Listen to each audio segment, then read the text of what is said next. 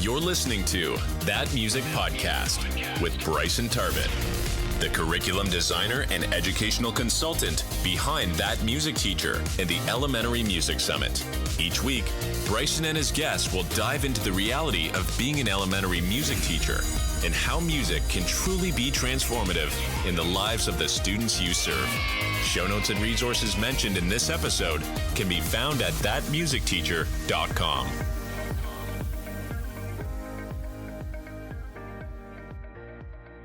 Hello, everyone, and welcome back to That Music Podcast. I am super excited for the conversation we're about to have, which is all about how we can make the music classroom for everyone.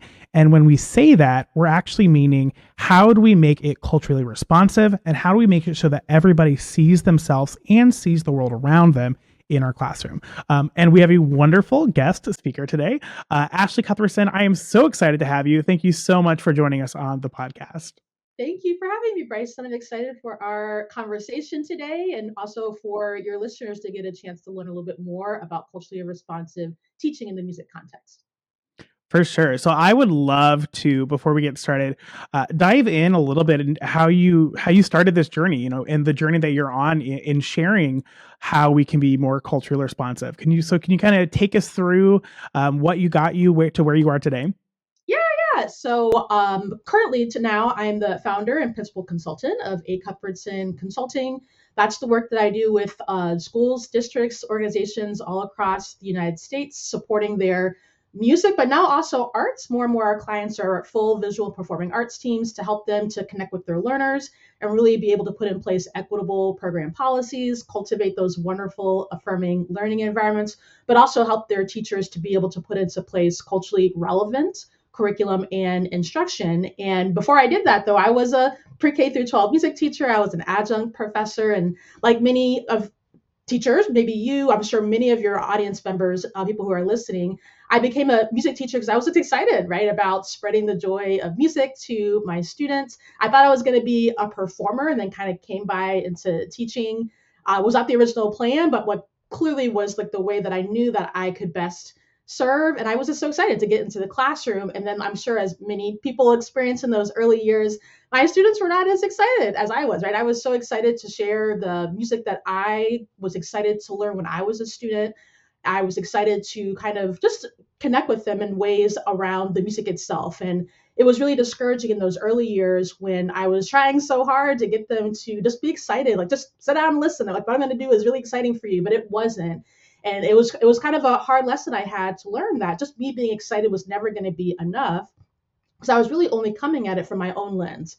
What was exciting for me, I completely missed the point of I have to find what's going to be connecting and engaging for my students. And I remember one particularly really rough lesson with a group of fifth graders. I taught journal music, band, choir, all the things pre-K all the way through adults. I was an adjunct professor and even high school, but I mostly taught elementary general music, which I believe most of your learners, your listeners are also elementary general music teachers. And so I remember my mentor teacher basically saying to me, you have to find a way to be able to connect with your students, because clearly what you're doing is not engaging enough for them. She said to me, got to catch more flies with honey than vinegar, right? Like what you're doing to them may feel like honey to you, but to them, it does not come across that same way. And especially at that time when I was working like super, super hard, just to like, what's the next lesson? What's the next cool thing I can bring?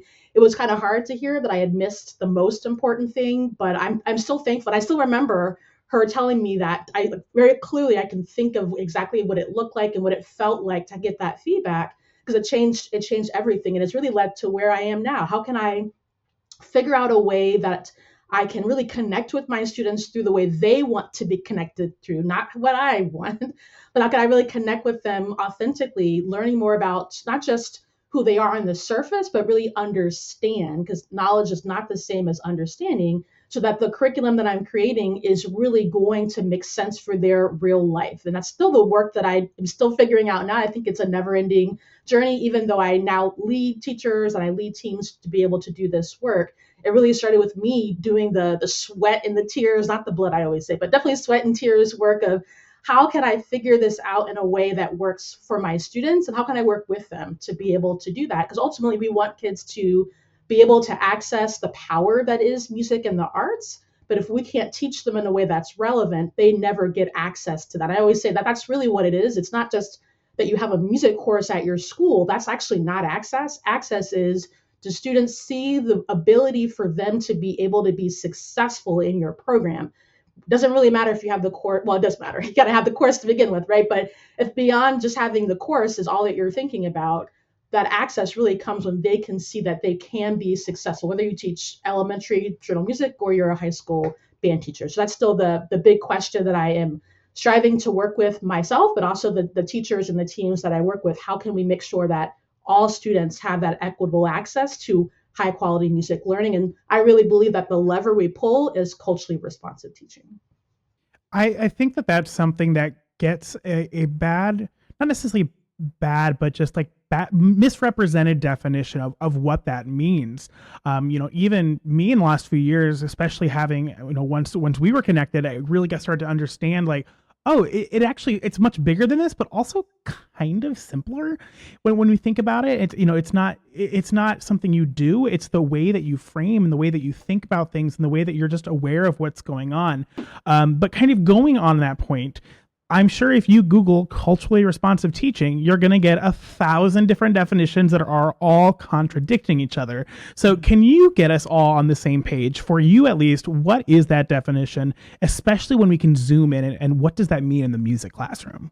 For sure, yes. And you will get probably a million different contradicting definitions if you were to Google culturally responsive teaching. So let me start with that. So in the simplest, most kind of generalized way, obviously there's more intricacies to it, but the most straightforward way to define culturally responsive teaching is leveraging the cultural frames of reference of students in order to make instruction relevant and effective for them. That's like the heart of what culturally responsive education and teaching is, which is a field that feels new, but it's actually not. It's like 40 years of research, bodies of strategies, things like that.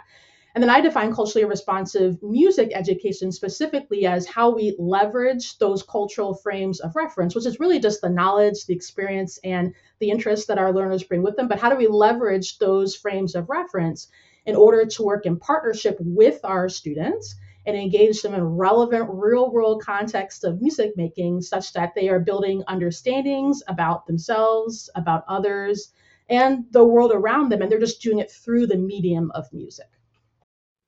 And I think that's a really good way to think about it, because the reality is let's be honest, a lot of the ways that we as professionally trained musicians learn music was not this way.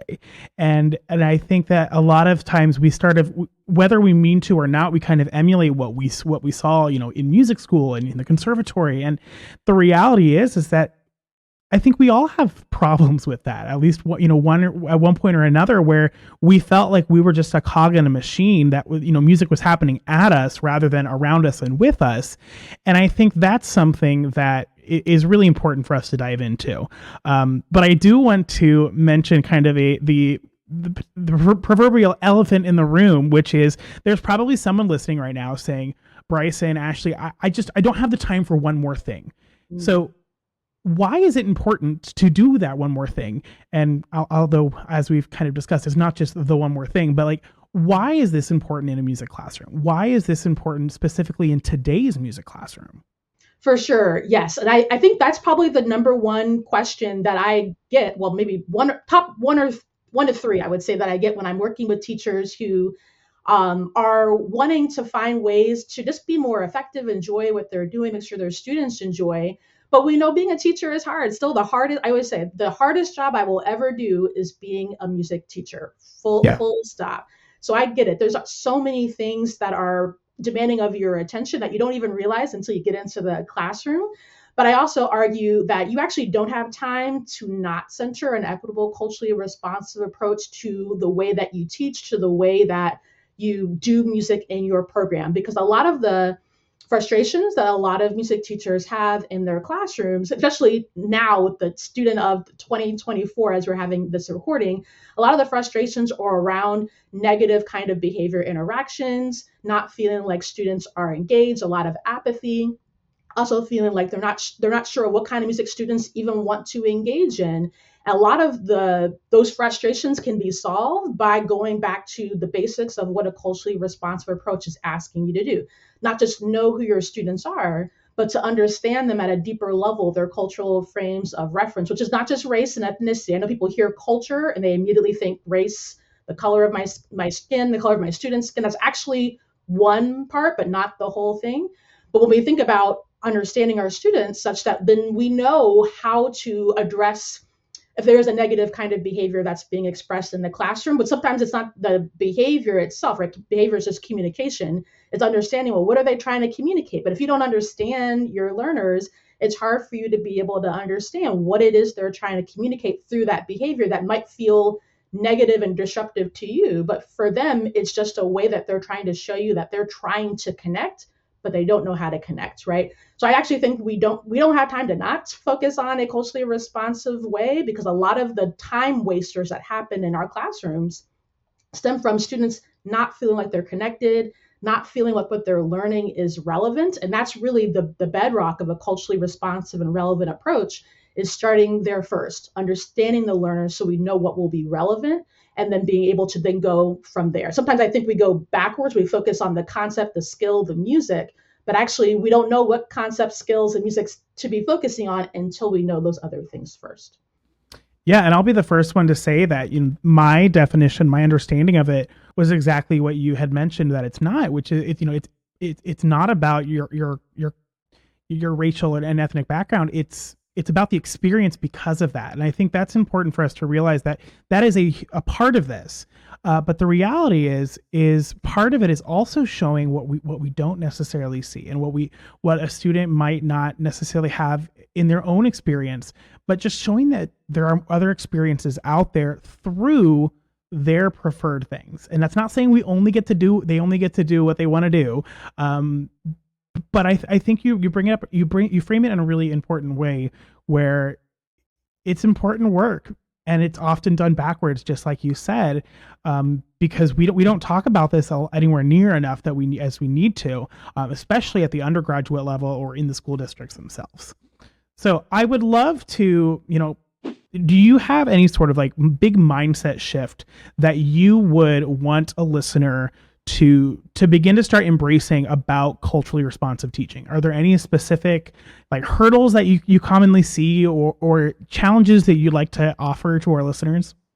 Yes, the first one is that it's not about just simply diversifying our repertoire. I feel like that's like my catchphrase now, is that often when music teachers think they're doing culturally responsive teaching, that's where they go. Well, I have a Black, Brown, Indigenous, or Asian composer on my choir concert. I'm being culturally responsive. Or we're singing songs in Spanish. My students speak Spanish. Never mind that the song is from Mexico and your students are Colombian, right? Like I'm doing the general genre diversity thing. The biggest shift is that we have to move away from diversity, because that's really multicultural teaching, which is its own thing and has a place.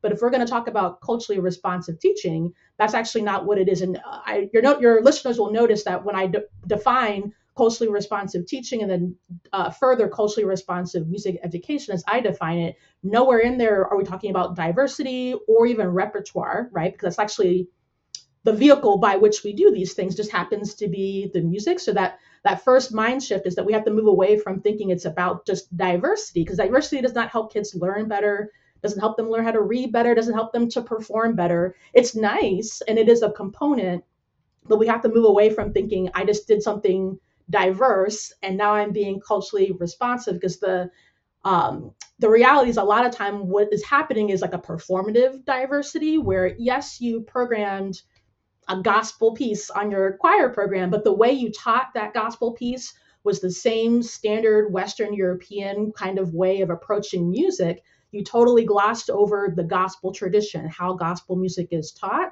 And so, yeah, you did the diverse thing, but you didn't actually change anything about your approach or the strategies that are inherent in that genre of teaching. That's the number one mindset shift that when I'm working with teachers, that we have to move away from what I think often we're being told might be culturally responsive teaching, to really understand what it is. And that also means that uncomfortably, maybe some things that you've been doing that you thought were culturally responsive were not. So how do we kind of accept that maybe that's where we were, but now we know where to go forward and not get caught in like the discomfort of, oh, I thought it was one thing and now it's something else. Because sometimes that trap happens where you're so stuck in like, well, I thought I was doing the right thing, and it's like, okay, but now you know where to go. So let's get going on our journey and Yeah. not be so bogged down in the shame. I think the shame and the guilt of thinking you thought you were doing it one way and then it's probably not. Yeah, I want to touch on a couple points there. First of all, where we ended, that the whole idea of when you know better, do better. Yeah. It can feel rough. It can feel, there is some real shame sometimes when you realize something. You're like, whoa, that was not my intention. But the reality is, intention isn't the problem there. So it's better now. So move forward and see what we can do to take the actions to hopefully not have them as often or as frequently or as intense. But I also would be remiss if I didn't pick up on your use of music as a vehicle, because my listeners may or may not know you just recently released a book, which happens to be sitting on my kitchen table, called Music as a Vehicle. So can you do us a favor, and will you just tell us a little bit about your book? Yeah, for sure. So my book is called, my first book, I know it will be the first of probably many, is called Music as a Vehicle, which I love that you picked up on that, because that's really what it is, right? It's not the music itself, it's how do we use the music as a vehicle. So it's called Music as a Vehicle, a practical guide to implementing culturally responsive teaching in today's music classrooms. And so the book is basically the framework, which is the bedrock of all of the work that I do through my consulting work. And so when I was a teacher, going through, I've identified basically like 3 different kind of phases that happen along for most people on the journey as they are moving towards a more equitable approach. There's like the awareness phase where you're just gathering information, you're finding things out. There's like an experimentation that happens, and then there's like true kind of sustainable implementation.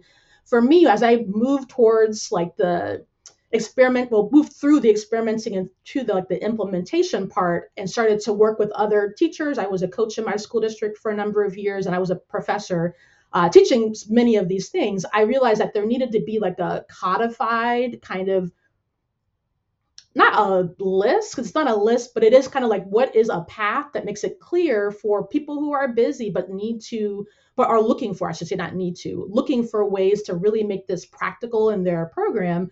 I was finding that there needed to be like a codification of what it was that I was doing and what it was in my classroom, but also in the classrooms of the teachers that I was mentoring, coaching, and teaching. And so the framework kind of came out of that. And so I really realized that even though a lot of folks were asking me to do things like talk about curriculum development, I did a lot of curriculum development projects talking about repertoire choices. I actually realized that way before all of that happened, kind of what we were talking about a little bit before, the very first thing was we have to understand equity. And we have to develop a lens to see literally where the opportunities for equity lie in our program. Also to be able to kind of plug in the holes when we're seeing we have obstacles and barriers that are happening in our program. And that's a skill set that I find is not often taught. And so as a music teacher who is looking to implement a culturally responsive approach to connect with your learners, to not have a lens for equity is actually like, I wouldn't even want to say backwards. There is no culturally responsive teaching without being able to understand and see equity. I was reading a book the other day and realized that it's all about understanding where our own biases kind of present those obstacles and barriers, as well as the greater system. And so before we get into the curriculum, which is often what people want to know, what's the lesson plan? What's the concert pieces I should pick? We got to start with developing that lens. And then we look into the learning environment, because if the container can't contain this kind of teaching and learning, we can't really get anywhere. And it's a very different approach than the sit and get that I experienced as a K-12 student. So we have to kind of train the teacher, but also train the students to work together in power versus teacher in power over. And then we get into the repertoire and the curriculum that is relevant to the real life. And then also looking at how do we create instruction that inherently is going to meet the variability of all of our students. And so the book is really focused on all of these kinds of mile markers, I guess, along the journey, if I guess can use that kind of analogy, but it really is wrapped up in my own story of how I came to get to the place, because I don't teach anything that I did not experience myself. And that's how I know what I know is that myself, I have experienced all of the phases that one probably will experience, as well as the many teachers. I share about some of that in the books. I think it's important for people to, a lot of times the big thought leaders, they share the thoughts and they share the result. But I don't find a lot of people share the messiness that goes into Yeah. the journey. And it's really messy. And I think it's important for, especially a teacher who's trying to kind of rid themselves of that guilt and the shame that comes up.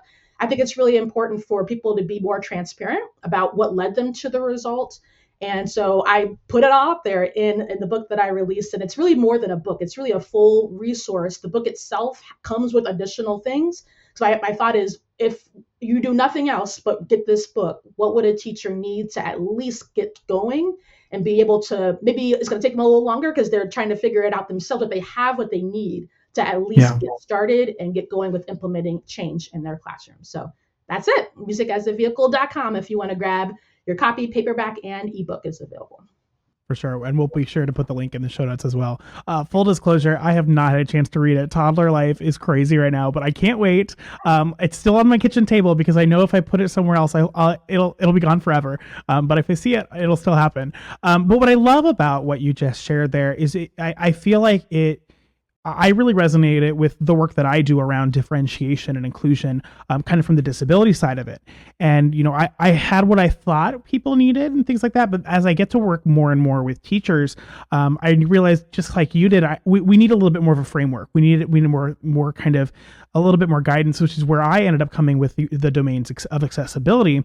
But even farther than that, you mentioned that it's a lens of looking at things through, looking at your classroom. And just like you say, a lot of times we want to be culturally responsive, but we haven't done all of the pre-work to make that happen, is the same way that I feel like we are with differentiation. Is you can't differentiate something until you identify that barrier. You can't break down the barrier until you notice that it's there. And that is, I think, a big point of what the work that you're doing is opening the eyes and say, these are some of the things to look for. Look at what's going on. And I think that's a really important thing for our listeners to kind of take into account, is as they're going through their day, maybe if they're driving into work right now, as they're going through their day, be aware of what that might look like. And a lot of it comes down to more than just looking and listening, but also like actively seeking feedback, which I know can make some people uncomfortable. So can you share, how do you create space and how do you coach your teachers to create space for voice in the music classroom? Oh, that is such a great question.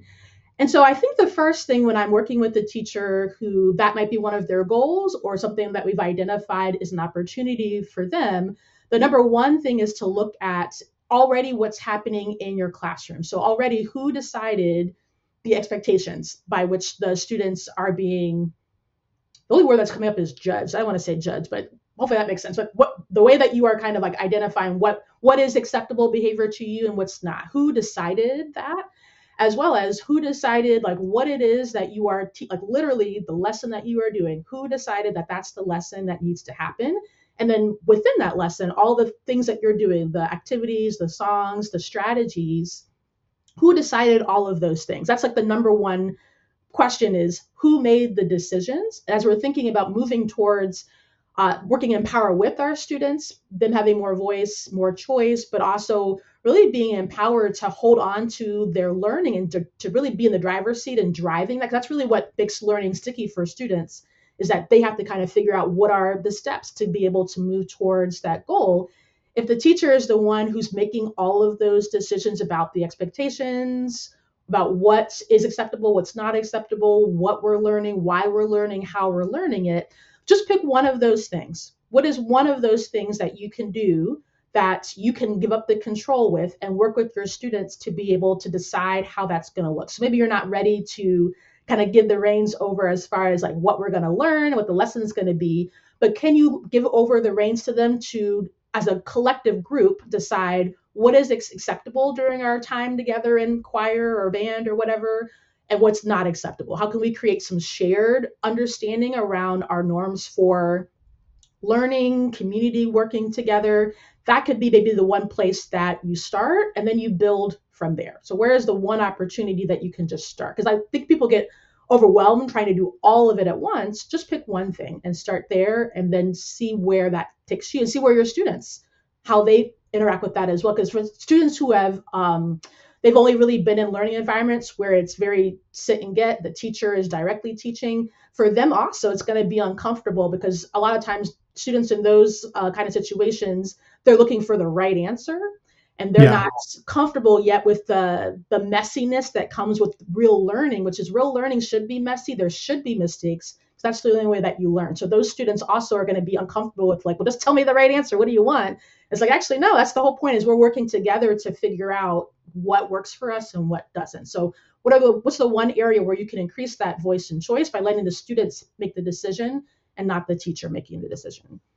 Yeah, and I just bring that, maybe I'm being a little me-centric, but I'm bringing that back to my experience in undergrad, thinking about how I went through music school, which is very little choice. Maybe I get to pick a recital piece, but it's usually like, hey, this is the theory we're talking about today. This is the paper we're writing. This is, and that's a whole other conversation in itself and how we can rework undergrad. But, I kind of think of that. I think about my own experience in that and how much better and how much more engaged I would have been and how much more ownership I would have taken had I been more of a stakeholder and more of a decision maker rather than someone that was just kind of along for the ride. So I think that's a really good way to frame that, of start small and just give them some opportunity to have some choice in what's going on around them and what's happening to them.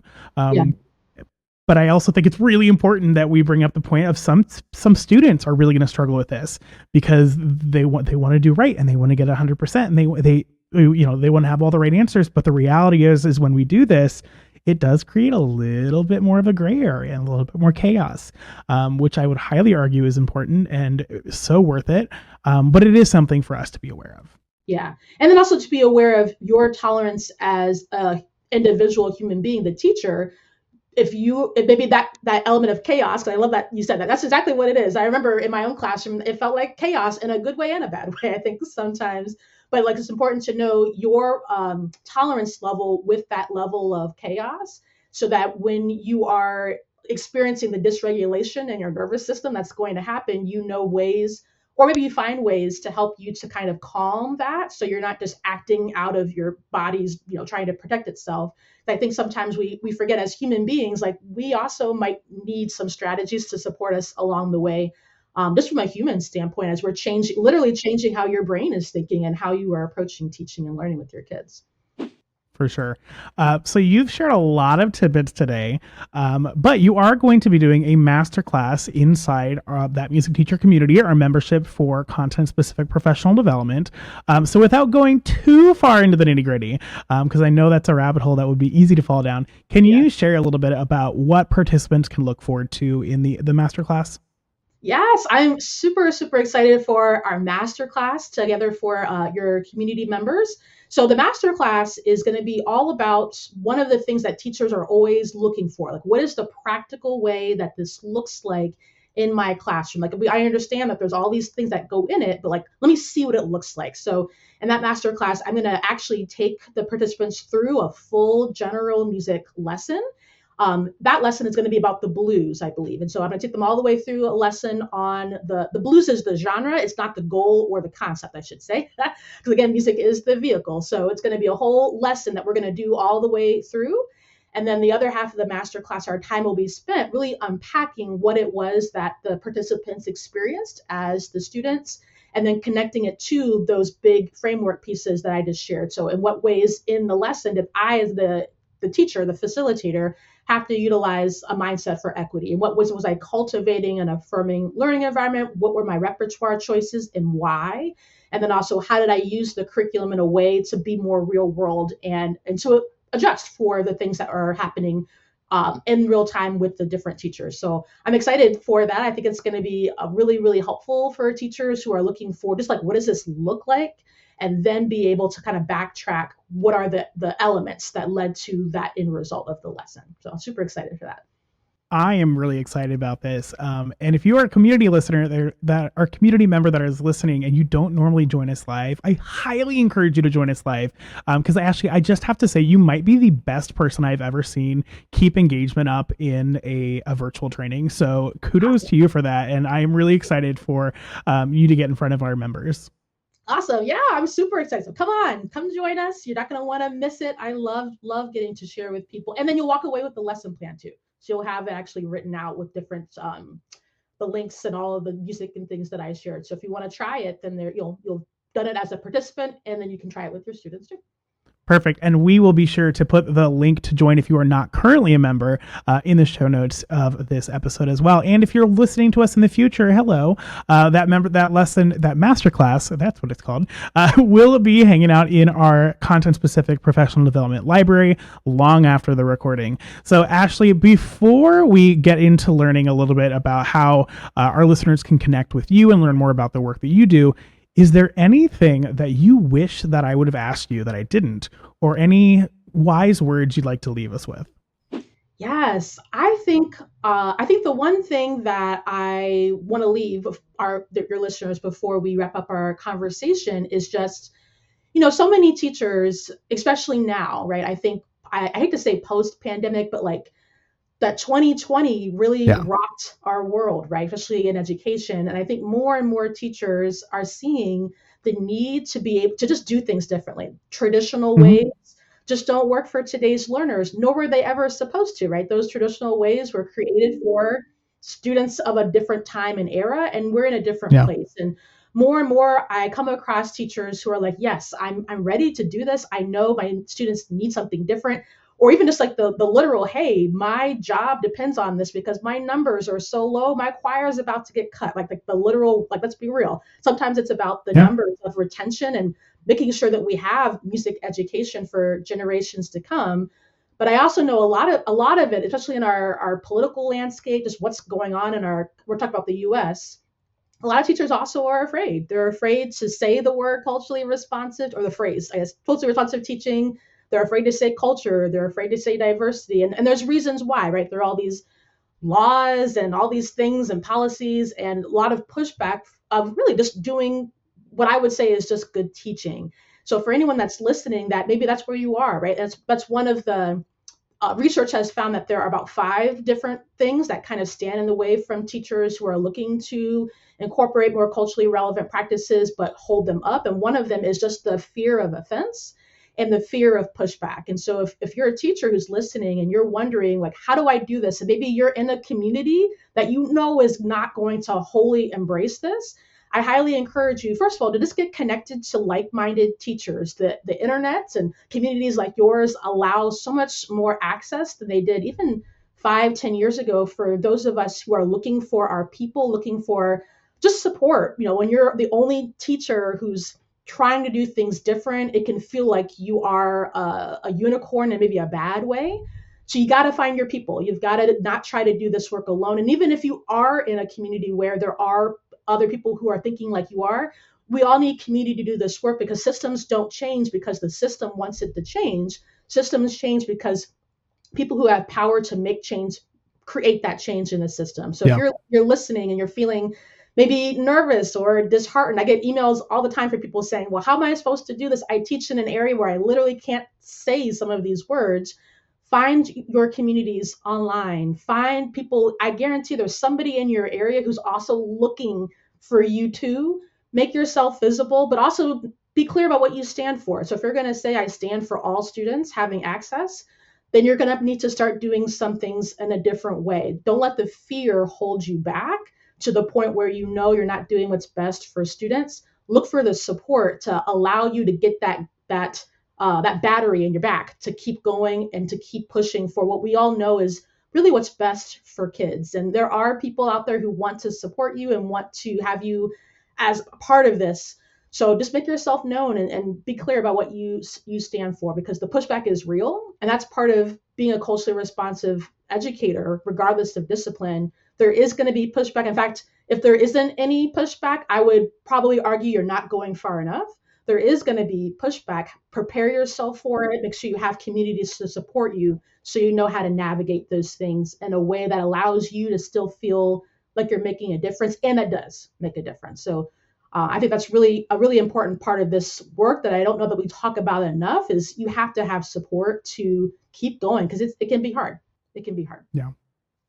Well, Ashley, I am sure that there are plenty of listeners who are ready to learn more and jump in and do some work. So can you let them know where they can learn more about you and the work you do online? For sure, yeah. The best place is just to go to my website, which is my name, ashleycuthbertson.com. Keeping it easy for folks. That's where you can find out all about me, the consulting work that I do. Another really great thing, there's lots of things on the website, so it's easy to kind of get down a rabbit hole looking at lots of different things. A really wonderful thing to do is that I have a webinar series that I'm bringing back, and so I don't know. Well, this is coming out in January, but we'll be, I think, in our second session of the webinar series that I'm doing, all about how do we create a culturally responsive music program. So definitely register and come and join us. Those webinars, I kind of do them on an ongoing basis. They're totally free to come join, and it's a great place to meet some other folks who are doing some of this work. So if you're someone who's feeling like you're on an island, come on and join us in one of those webinars to get to know some people who are similar. But also, I'm really teaching in those webinars. It's not just fluff. There really are legitimate strategies that I'm sharing and resources that I share. And then beyond that, we have, of course, our consulting services and our programs. Primarily, I work typically with schools, districts, and organizations, but I also periodically have different things for teachers. So we have some things coming up in the summer, very exciting for teachers that I'm super, super excited to go deeper with some folks. I'll be announcing that really soon. So I don't know if you're listening to this before the summer, come on my website. I'm sure it'll be all over the place about some of our curriculum work that we're going to be doing. And then also just being on either our email list or just following me on social media is a great way just to stay abreast of the different things that we're doing, so that you don't miss when I announce different things that we have going on to support you. And then get the book. That's the best thing. For sure. If nothing else, grab a copy of the book, paperback or ebook, at musicasavehicle.com. All right. We will be sure to put those links in the show notes as well. Ashley, as always, thank you for giving me a lot to think about. And I'm sure there are a lot of teachers listening that are having a similar thought. And, you always come in and bring it when you get to share. So I'm really looking forward to your masterclass, and I'm looking forward to hearing the feedback that we're able to have as more people start on this journey. So thank you so much for joining us for this episode of That Music Podcast. If you have not left a review, please do us a favor and leave a review wherever you're listening. That really helps us understand what we want more of and what we need to dive into a little bit deeper. If you would like to join us in that music teacher community, be sure to check out the show notes and description. And as always, in case no one has told you lately, thank you so much for making a difference in the lives of the students that you teach.